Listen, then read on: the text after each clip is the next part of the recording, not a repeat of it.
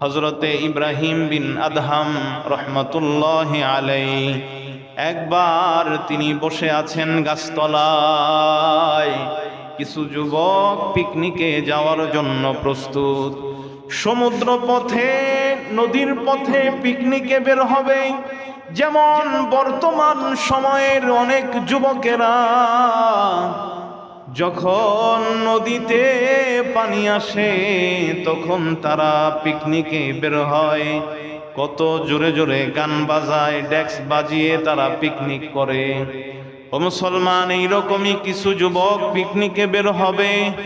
নদী পথে জন্য একটা বড় নদী নৌকা তারা তাদের জন্য রেডি করলেন। ওই নৌকায় চড়ে তারা সবাই পিকনিকে যাবে। যখন যুবকেরা ইব্রাহিম বিন আদহামের পাশ দিয়ে অতিক্রম করে, এই বৃদ্ধ লোককে দেখে একজন আরেকজনকে বলে, এই বৃদ্ধকে আমাদের সাথে নিয়ে নাও, তার সাথে আমরা সফরে মজা করব, তাহলে আমাদের সফরটা আনন্দের হবে। ও মুসলমান, বুড়া মানুষ, বৃদ্ধ লোক, যুবকেরা চিন্তা করলো নৌকায় তাকে আমাদের সাথে বসাইয়া তার সাথে আমরা মজা করব, যাতে আমাদের সফরটা সুখের হয়, আনন্দের হয়। হযরতে ইব্রাহিম বিন আদহাম আল্লাহর অনেক বড় ওলি ছিল, আল্লাহর ওলি।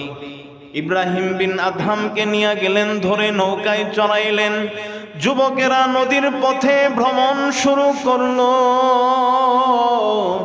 পথিমধ্যে একজন একজন করে বিভিন্ন ধরনের রসিক মার্কা কথা বলে, হাসি ঠাট্টার কথা বলে মানুষকে হাসায়।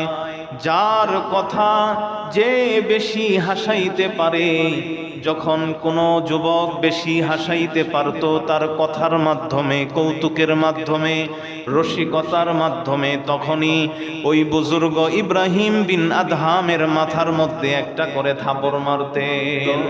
নবীজি সাল্লাল্লাহু আলাইহি ওয়াসাল্লাম বলেন, মা নাকসাত সাদাকাতুন মিন মাল, যে সদকা মানুষের মাল কমায় না। দান সদকা, আল্লাহর রাস্তায় সদকা করা, এটা মানুষের মাল থেকে কমায় না। এই কথাটা, সদকার বিষয়টা আপনাদের সামনে আমি তুলে ধরেছিলাম। বহুবার এই বিষয় নিয়ে আলোচনা করা হয়েছে, কিন্তু একবারের সাথে আরেকবারের কোনো মিল নাই। আলোচনা নতুন আঙ্গিকে করার চেষ্টা করি, যদিও সেটা একই বিষয় হোক না কেন।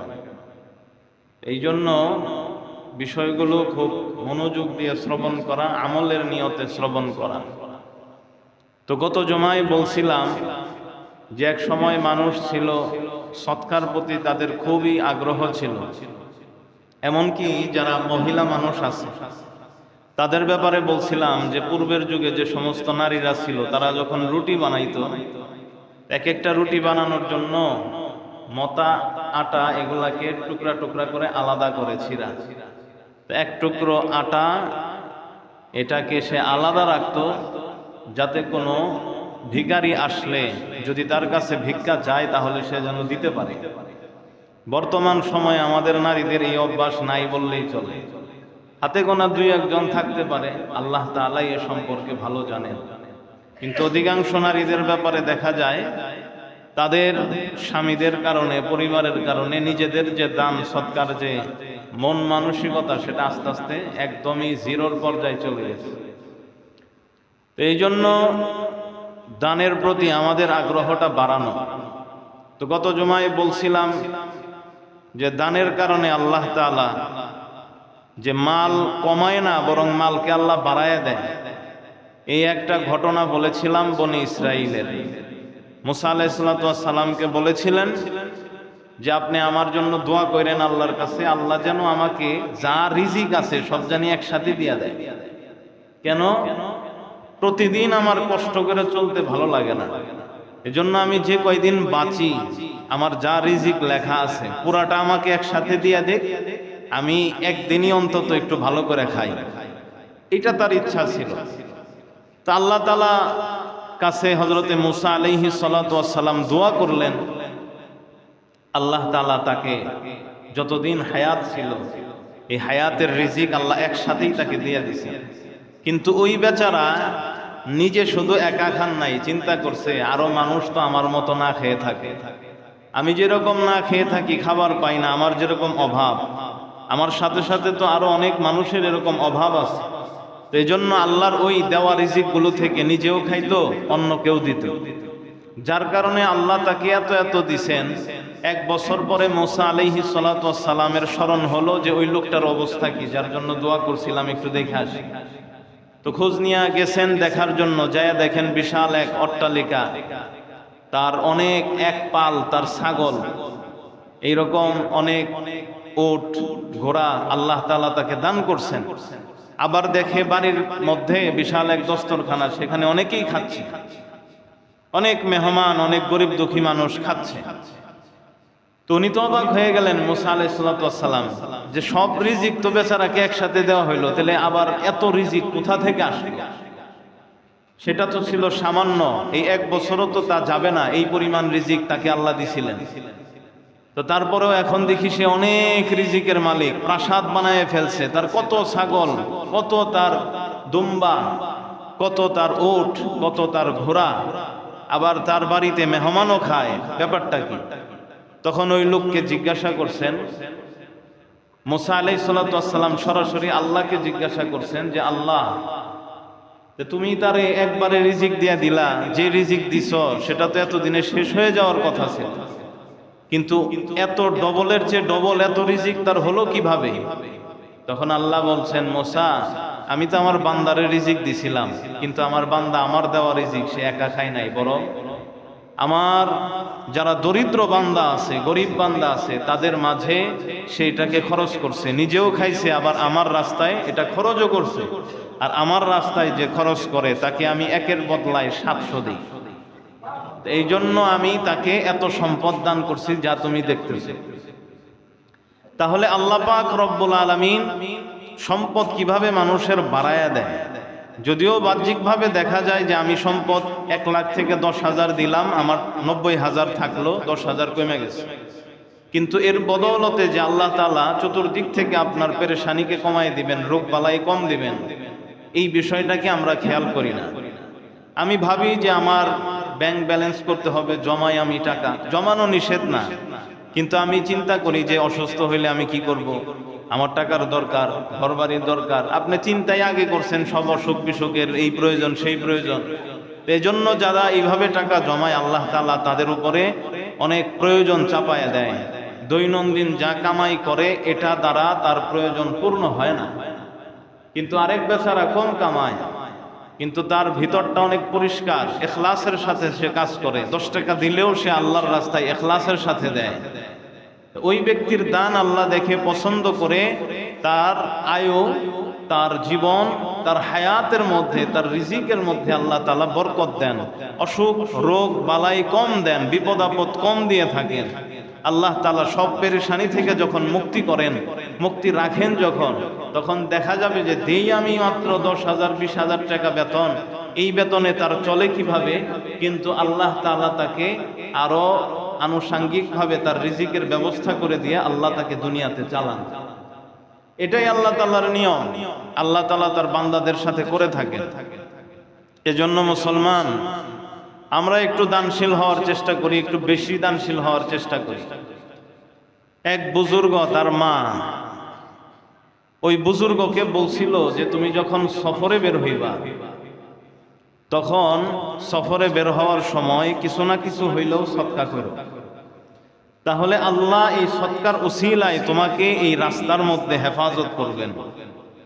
তুমি এক জায়গায় যাইতেছো, তো বলা তো যায় না, অ্যাক্সিডেন্টও হতে পারো, ডাকাইতও ধরতে পারে, চুরিও হইতে পারে, অনেক ধরনের বিপদ তোমার উপরে আসতে পারে।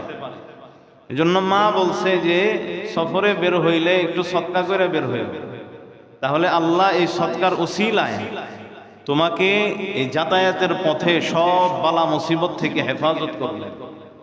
তো বুজুর্গ ব্যক্তি তাই করলেন, সে সফরে যাচ্ছেন, সে এক জায়গায় বসে রুটি খাচ্ছে, অর্ধেক রুটি খাওয়ার পর যখন তার কাছে অবশিষ্ট অর্ধেক রুটি বাকি ছিল, তখনই এক ভিক্ষুক এসে তার কাছে ভিক্ষা চায়, আর ওই ব্যক্তি ওই অর্ধেক রুটিটাই ভিক্ষুককে দিয়ে দিছে। মায়ে বলছিল, মার কথা স্মরণ হয়েছে যে সফরের সময়, কোথাও যাওয়ার সময় সদকা করার কথা, এজন্য ওই কথা স্মরণ করে ফকিরকে সদকা করে দিল অর্ধেক রুটি।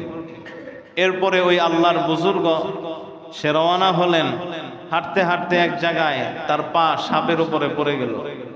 এখন সে চিন্তিত যে পা সরাইলেই তো সাপ আমাকে কামড় দিবে, আমার মৃত্যু হবে নিশ্চিত, বিষাক্ত এক সাপের উপরে আমার পা পড়ে গেল, তাহলে এখন আমার কি হবে? এই ভেবে বুজুর্গ খুবই ভীত সন্ত্রস্ত। তো তিনি ওই ভয় নিয়েই পাটা উঠাইলেন, কিন্তু সাপ তাকে কামড় দিতে পারল না। সাপের মুখে তিনি লক্ষ্য করলেন যে এক টুকরো রুটি সাপের মুখে আছে, যার কারণে সাপ সবল দিতে পারতেছে না। এখন তিনি ওইখান থেকে বেঁচে গেলেন। তিনি আরেক এক বুজুর্গর সাথে, একজন আলেম, তার সাথে যখন সাক্ষাৎ হলো, তাকে বলল যে হুজুর, আমি এইভাবে আসতেছি তো সাপ আমার সামনে, আমি তাকে পাড়া দিলাম, তো কামড় তো দেওয়ার কথা ছিল কিন্তু কামড় দেয় নাই, তো কামড়টা দিল না কেন? আমি দেখলাম যে তার মুখের মধ্যে রুটির একটা টুকরা, এই কারণে সে আমাকে কামড় দিতে পারতেছে না। বুজুর্গ জিজ্ঞাসা করলো ওই বুজুর্গকে যে তুমি কি করছিলা আসার সময়? তো উনি বলল, আমি রুটি খাচ্ছিলাম, অর্ধেক রুটি খাওয়ার পর এক ভিক্ষুক আমার কাছে এসে কিছু চায়, তখন আমি বাকি অর্ধেক রুটি তাকে দিয়ে দিই।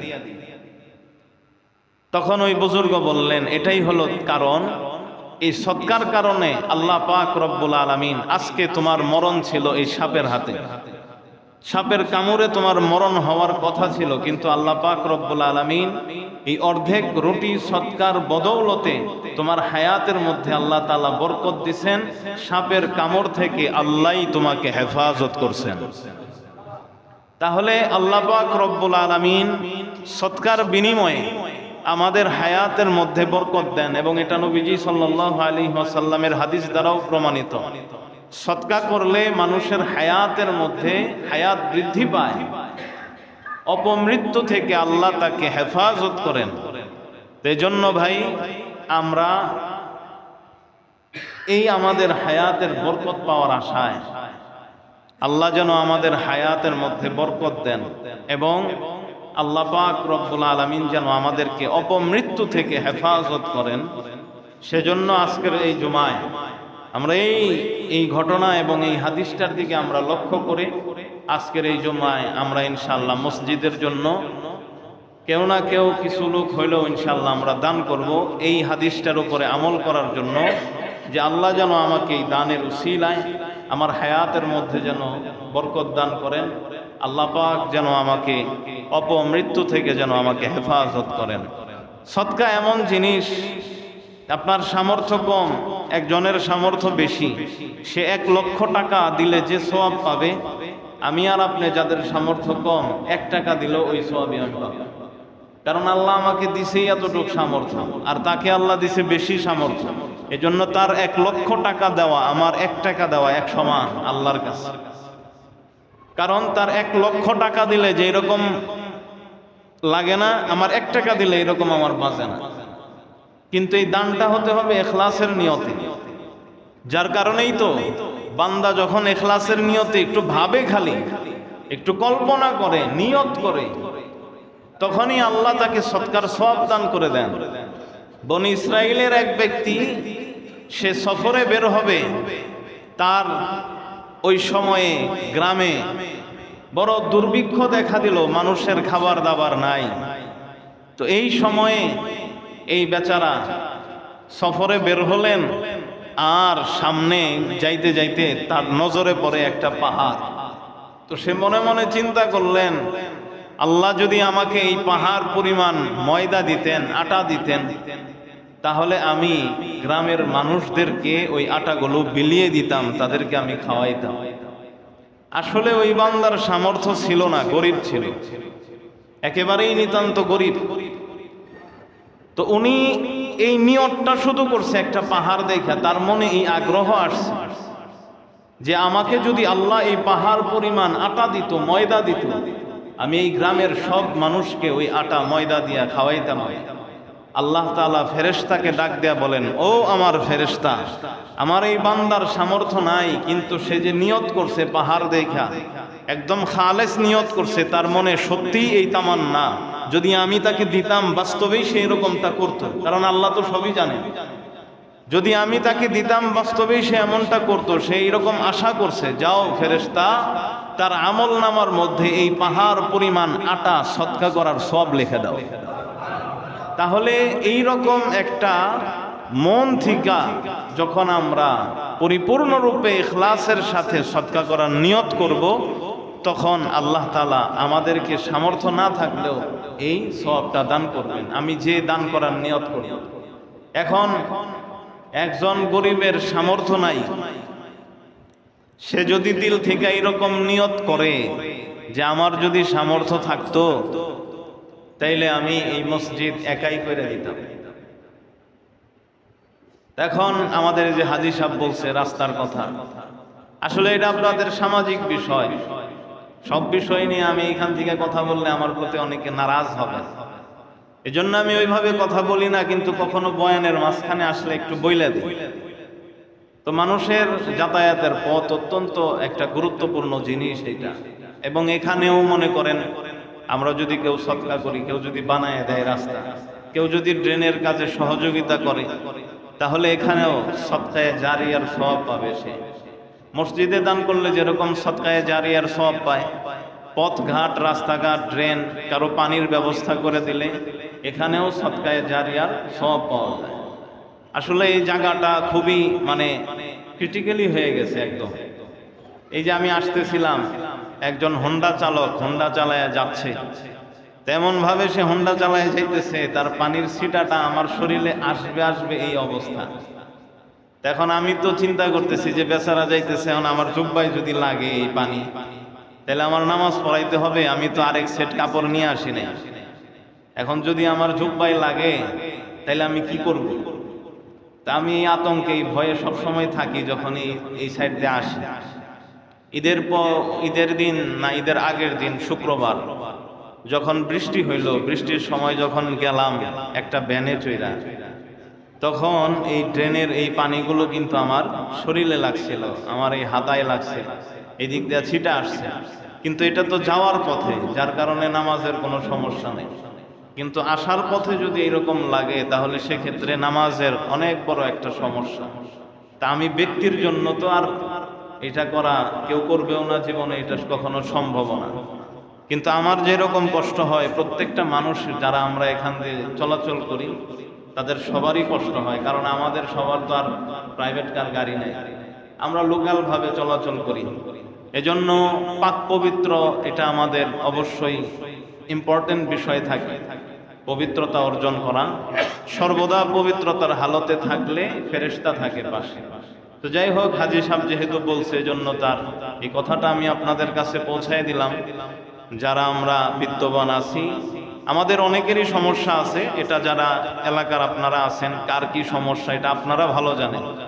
এখানে যে কোনো এক লোককে দোষ দেওয়া যাবে না, আবার যে কোনো একাধিক লোককেও দোষ দেওয়া যাবে না। দোষ কার আছে, কার কি সমস্যা এটা আপনারাই জানেন। তা আপনারা এটা সমাধান করে ইনশাল্লাহ এই কাজটা আমরা যদি একটু দ্রুত করতে পারি, সবার জন্যই আমাদের সহজ হয়। আপনারা বাড়িওয়ালারা যারা আছেন সবাই এই ব্যাপারে একমত হন, সবাই এই কাজটা করেন। আমাদের সভাপতি সাহেব আছেন এবং আরো যারা আছেন তাদেরকে নিয়ে আপনারা এই কাজগুলো করেন ইনশাআল্লাহ। আল্লাহ তাআলা আমাদের সবাইকে তৌফিক দান করেন, আমিন। প্রিয় মুসল্লিয়ানে কেরাম, তো এই মসজিদের জন্য যে ফজিলত দুটো আপনাদের সামনে বললাম, এইরকম সওয়াবের আশায়, এইরকম হায়াতের মধ্যে বরকত পাওয়ার আশায় কোন একজন আল্লাহর বান্দা আছেন যে সবার প্রথমে, সবার আগে এই মসজিদের জন্য কিছু একটা দান করবেন। দ্বিতীয় তলায় হয় একটা ফ্যান দিবেন, না হয় 500-1000 টাকা দিবেন, না হয় আপনি টাইলসের জন্য কিছু টাকা দিবেন, একটা টাইলস দিবেন, 2টা টাইলস দিবেন, যেরকমই হোক। আমরা আমাদের সাধ্য অনুযায়ী কোন ব্যক্তিটা আছে যে সর্বপ্রথম আজকের এই জুমায় দ্বিতীয় তালার জন্য, আল্লাহর ঘর মসজিদের জন্য আমি একটা ফ্যান দেব, এরকম নিয়ত করবেন এবং দান করবেন ইনশাআল্লাহ। অথবা 500, 1000 দিবেন, এরকম কে আছেন?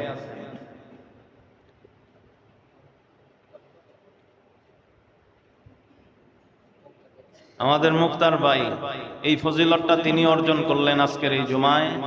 আল্লাহ পাক রব্বুল আলামিন তার হায়াতে বরকত দান করেন, রিজিকে বরকত দান করেন। আল্লাহ পাক রব্বুল আলামিন সপরিবারে জান্নাতি করেন, সুখময় জীবন দান করেন। আল্লাহ পাক রব্বুল আলামিন আফিয়তের জীবন দান করেন, আমিন। তিনি 500 টাকা দিবেন, আল্লাহ তার দানকে কবুল করেন, আমিন।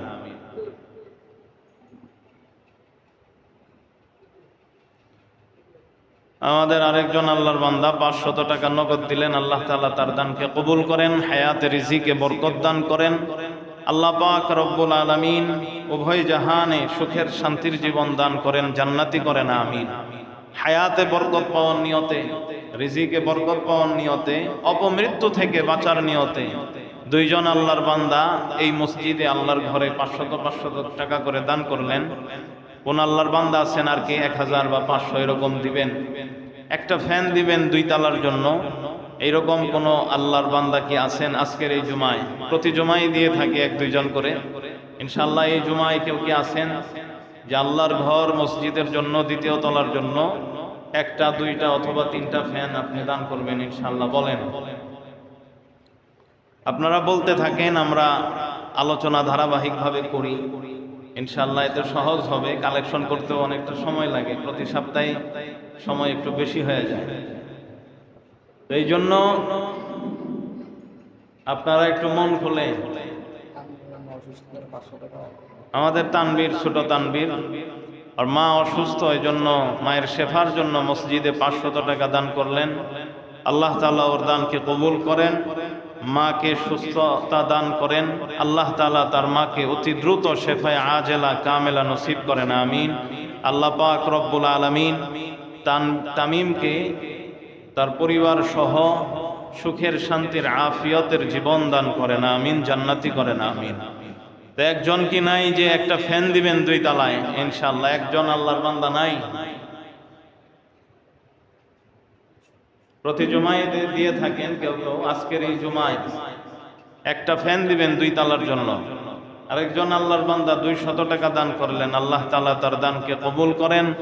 আল্লাহ পাক রব্বুল আলামিন এই 200 টাকাকে 2 কোটিতে রূপান্তর করে সওয়াব কোটি কোটি গুণে বাড়াইয়া তার যত আত্মীয় স্বজন অন্ধকার কবরে শায়িত আছে তাদের রুহে পৌঁছায় দেন, আমিন।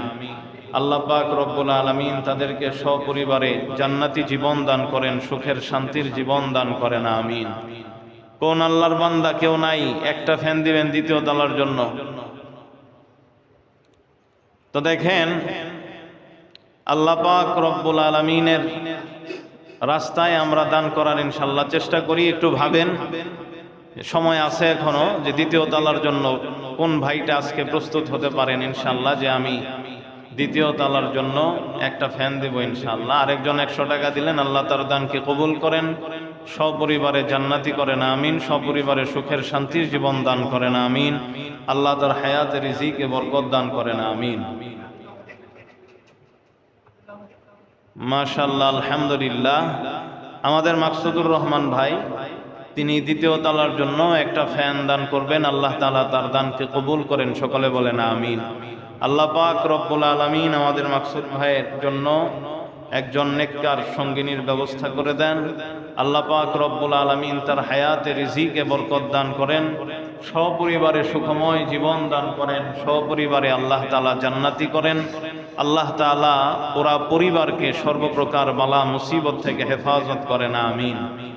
যদি এরকম আর কোনো ভাই থাকেন, একটা ফ্যান দিবেন অথবা টাইলস দিবেন, 500, 1000 টাকা দিবেন ইনশাআল্লাহ। আমরা যার যেইটা দিতে ইচ্ছা, যদি আমি চাই যে একটা লাইট দিব, তাও দিতে পারেন আপনি, আপনার ইচ্ছা। আপনার যা মনে চায় 2য় তলায় যা লাগবে, 1 বস্তা সিমেন্ট, ইট, ইনশাআল্লাহ আপনি সবকিছুই দিতে পারেন। আপনি আরো ভাবেন, চিন্তা করেন মনের সাথে, এবং আমরা প্রত্যেকেই ইনশাআল্লাহ দেওয়ার চেষ্টা করব। এই হাদিসের 2য় খণ্ডে যেটা আসছে, নবীজি সাল্লাল্লাহু আলাইহি ওয়াসাল্লাম যে বললেন, আল্লাহ পাক রব্বুল আলামিন বান্দা যখন মাফ করে, এই বান্দার মাফ করার দ্বারা আল্লাহ পাক রব্বুল আলামিন তার ইজ্জত সম্মানকে বাড়ায়া দেন। নবীজি সাল্লাল্লাহু আলাইহি ওয়াসাল্লাম বলেন, ওয়ামা যাদাল্লাহু আবদান বিআফবিন ইল্লা ইজ্জা। আল্লাহ পাক রব্বুল আলামিন কোন বান্দা যখন কেউ একটা অপরাধ করে, তার সাথে কেউ যখন দোষ করে, তখন সে আল্লাহর সন্তুষ্টির জন্য এই বান্দার ভালোর কথা চিন্তা করে তাকে মাফ করে দেয়। আল্লাহ তাআলা এই মাফের বদৌলতে তার সম্মানকে আল্লাহ তাআলা বাড়ায়া দেন।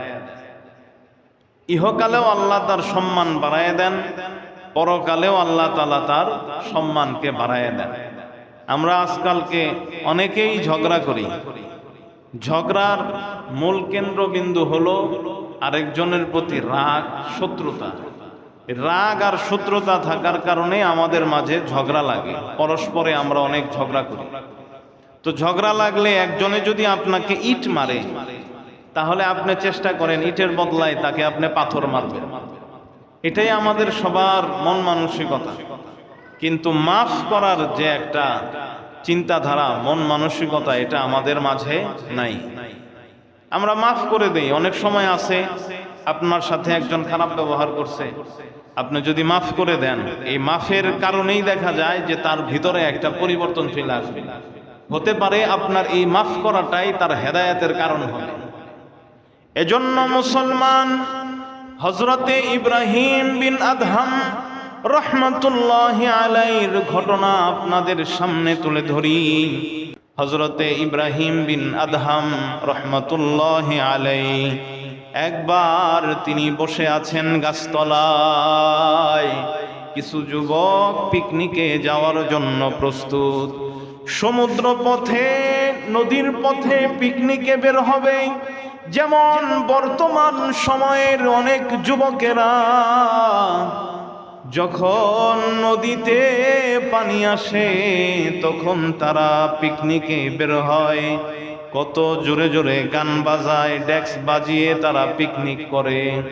ও মুসলমান, এইরকমই কিছু যুবক পিকনিকে বের হবে। নদী পথে জন্য একটা বড় নদী নৌকা তারা তাদের জন্য রেডি করলেন। ওই নৌকায় চড়ে তারা সবাই পিকনিকে যাবে। যখন যুবকেরা ইব্রাহিম বিন আদহামের পাশ দিয়ে অতিক্রম করে, এই বৃদ্ধ লোককে দেখে একজন আরেকজনকে বলে, এই বৃদ্ধকে আমাদের সাথে নিয়ে নাও, তার সাথে আমরা সফরে মজা করব, তাহলে আমাদের সফরটা আনন্দের হবে।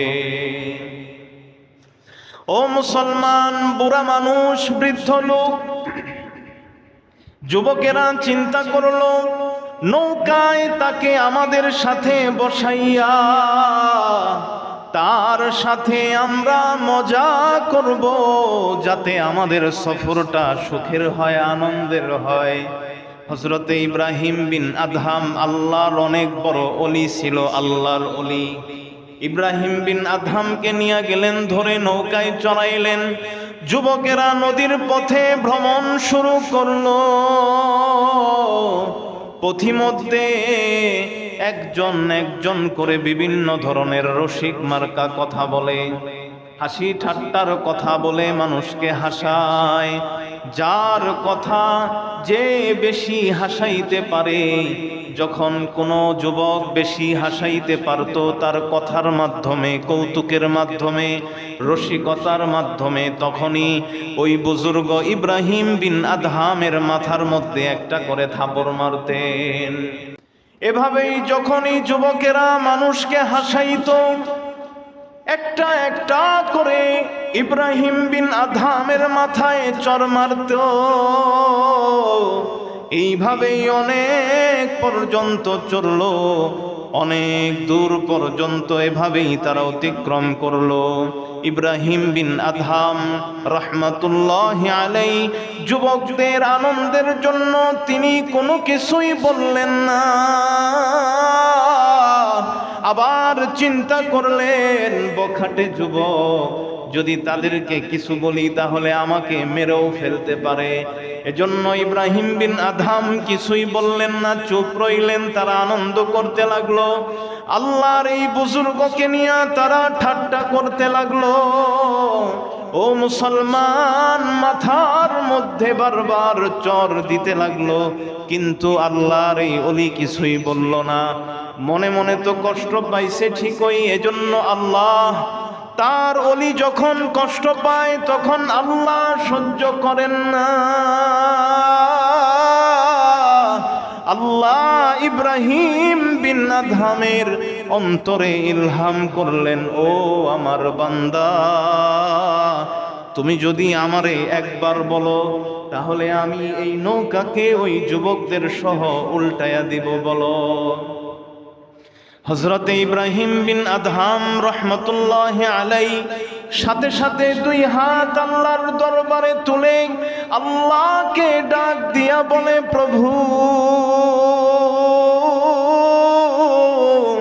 যেহেতু তুমি উল্টাইতে চাইতেছ, তাহলে এই নৌকাকে না উল্টায়া তুমি এই যুবকদের মনের নৌকাটাকে উল্টায়া দাও, যাতে করে এই যুবকেরা তোমার ওলি হয়ে যায়।